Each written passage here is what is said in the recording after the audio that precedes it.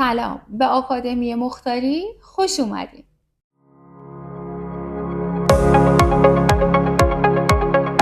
در این جلسه مبحث عملی استروک ابرو داریم.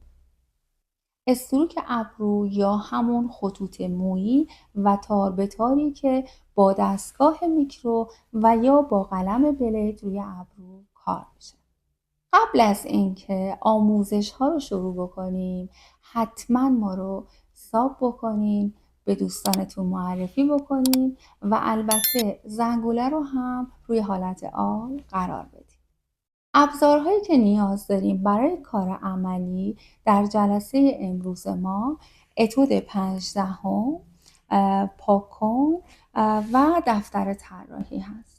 حالا چرا اتود 15 رو ما استفاده میکنیم؟ برای اینکه تمرینات رو داشته باشیم، به خاطر اینکه بدنه خود اتود شباهت نزدیکی به قلم بلید و یا قلم میکرو که همون قلم برقی هست یا همون دستگاه برقی اصطلاحاً گفته میشه داره و بهتره که برای تمریناتمون حتما از اتود 15 استفاده بکنیم.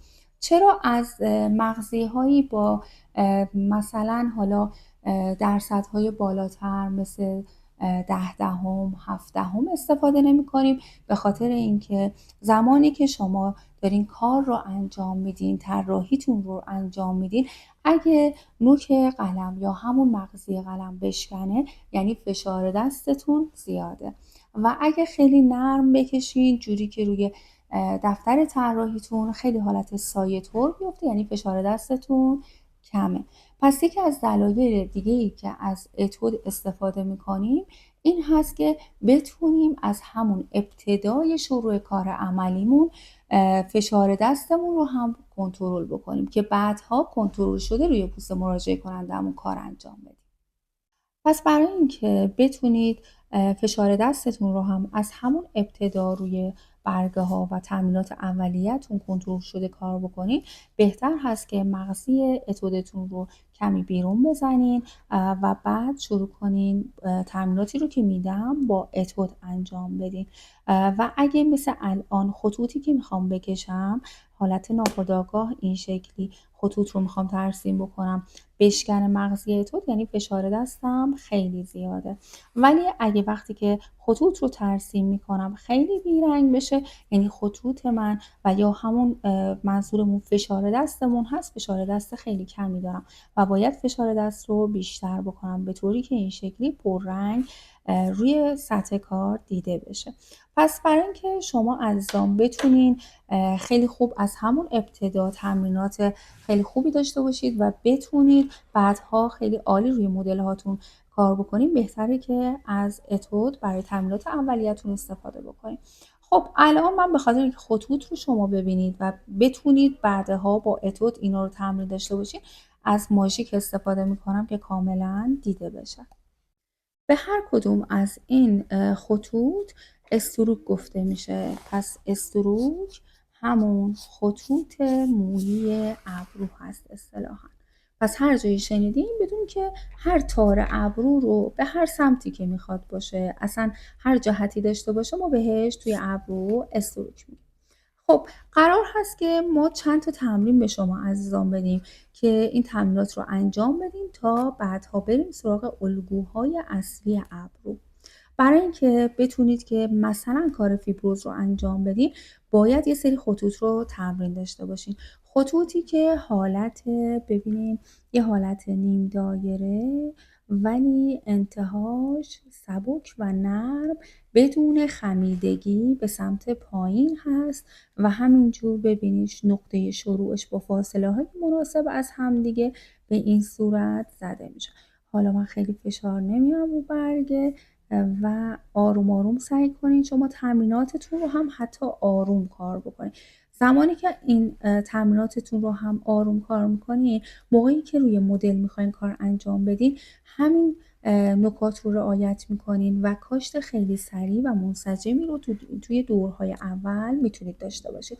پس ما یه سری خطوط یا خطوط هایی که حالت مویی هستن از قسمت بالا به سمت پایین داریم، یه سری خطوط رو از قسمت پایین به بالا از سمت راست و یکی دیگه اونم از سمت راست، یکی به سمت پایین، یکی به سمت بالا. الان قسمتی که قرار هست به سمت بالا باشه حتما چرخش داشته باشین، دفترتون رو بچرخونین، دفتر طراحیتون رو، و زمانی که روی مدل کار میکنین حتما صندلیتون رو گردش داشته باشین اطراف مراجعه کنندتون که اینها رو توی قسمت هایی که روی مدل زنده هست کامل براتون توضیح میدم.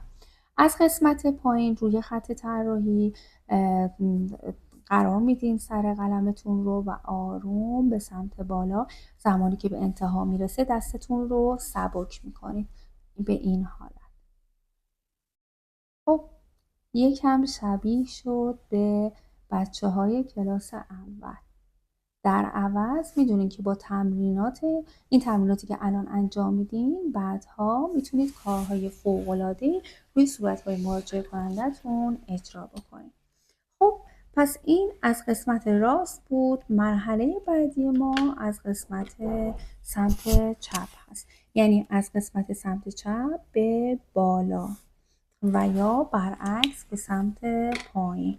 حالا این میخوایم تمرینش رو داشته باشیم.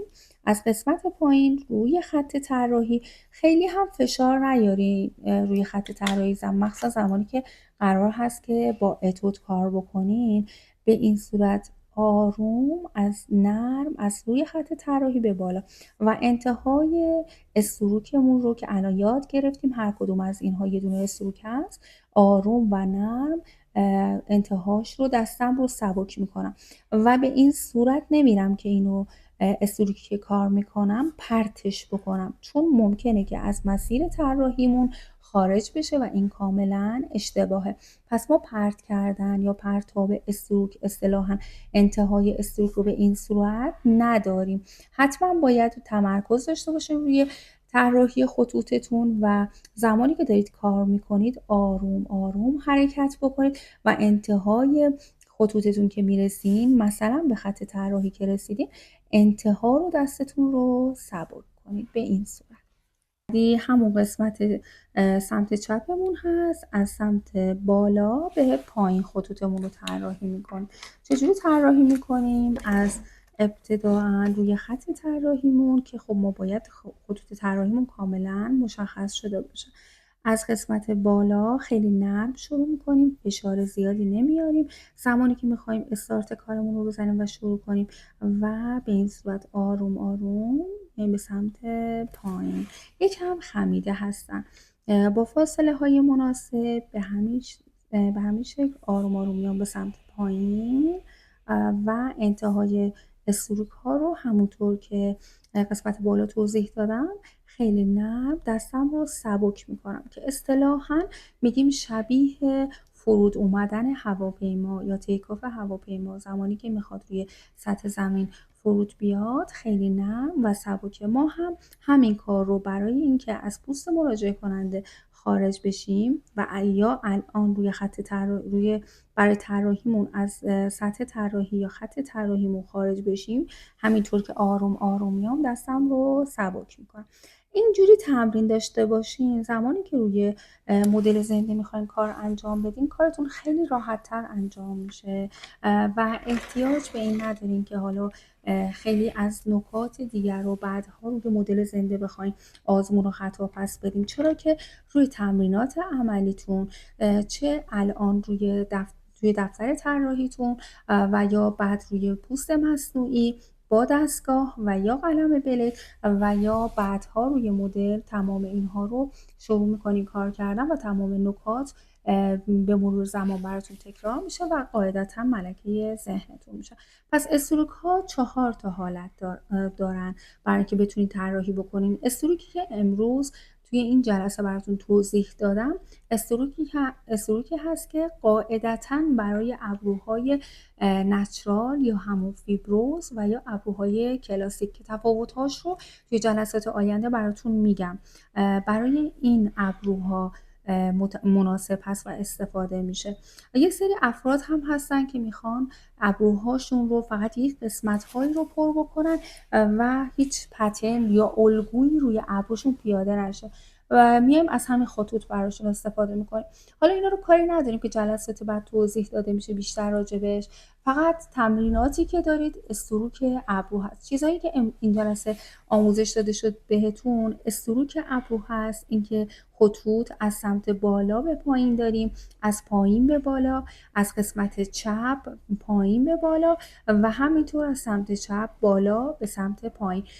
یاد گرفتیم که ابتدای استروکی رو که میخوایم کار بکنیم فشار دستمون نباید زیاد باشه و خیلی نرم فرود داشته باشیم توی پوست و خیلی نرم از توی پوست خارج بشیم. به این صورت چرا این کار رو انجام میدیم؟ چون زمانی که حتی من دارم الان با ماژیک براتون این کار رو انجام میدم، ولی زمانی که میخوام شروعم رو خیلی قوی انجام بدم، یعنی خیلی محکم اینجا فشار رو بیارم و بعد حرکت بکنم، انتهای استروکم رو همینجوری دستم رو قطع بکنم، هیچ فرم و حالتی نداره. ظرافت رو شما ابتدا و انتهای خطوطم نمیبینید. برای همین بهتر هست که استروکم رو خیلی نرم شروع بکنم، ورودم رو و خروجم رو هم خیلی نرم از روی سطح کارمون داشته باشیم. به این صورت ببینین آروم و بعد انتها رو هم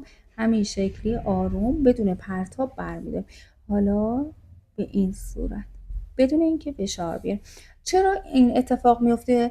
بعدها متوجه میشیم زمانی که با دستگاه و یا حتی قلم بلیک فشار میارین روی سطح پوست مراجعه کننده و کارتون رو انجام میدید، به انتهای استروک که میرسید دوباره دستتون رو به یک باره برمیدارین، تجمع رنگدانه ها قسمت ابتدا و انتهای استروک ها باعث میشه که این قسمت ها به مرور در اثر گردش خون ما پخش رنگ رو داشته باشیم و استروک هامون ظرافت رو ابتدا و انتهای خطوط نداشته باشه.